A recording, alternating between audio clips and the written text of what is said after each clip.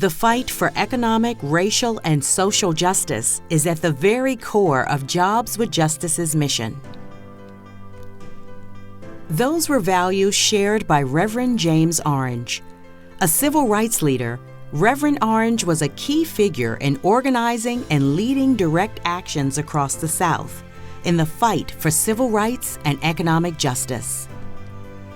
Reverend Orange also played a critical role in the foundation of Atlanta Jobs with Justice and served as a mentor and leader to so many of us. It's why we pay tribute to him by honoring another individual who shares the same values as Reverend Orange and Jobs with Justice. Today, we bestow that honor upon Reverend Dr. J. Herbert Nelson II, a native of Orangeburg, South Carolina. Reverend Dr. Nelson currently serves as the stated clerk of the General Assembly of the Presbyterian Church, USA.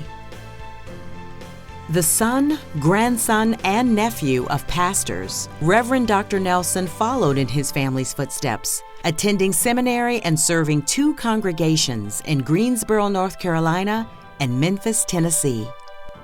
Throughout his life, Reverend Dr. Nelson has held a firm commitment to issues of economic, racial, and social justice, bringing those values with him to the church, his community, and across the nation.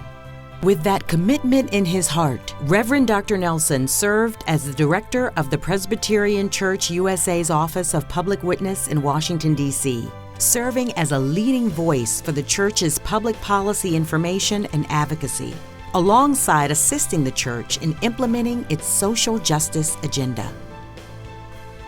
While serving in Washington, Reverend Dr. Nelson was a leading voice for economic justice at the U.S. Capitol.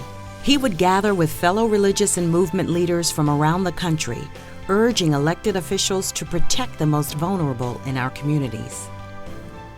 In 2016, the church called upon Reverend Dr. Nelson's leadership once again, as he was elected to lead the Presbyterian Church USA as its stated clerk of the General Assembly, becoming the first African American to lead the denomination in its 300-year history. Is our life significant to the world? Is our contribution something that the world can take something away from and move in a positive direction? Has the life we lived, does it speak for us in positive terms of connecting beyond our disconnect? This is what the songwriter meant when it said, "Let the work I've done speak for me." Let the work I've done speak for me. But it's hard to do the work of faith when we live in fear. When we live in fear.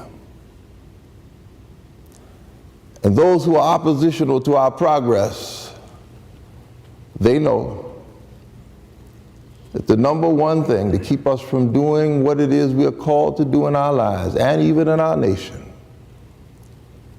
is to keep us in fear,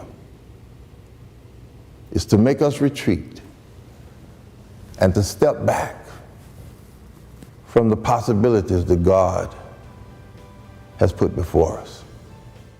We are so grateful to have Reverend Dr. Nelson's leadership in our movement.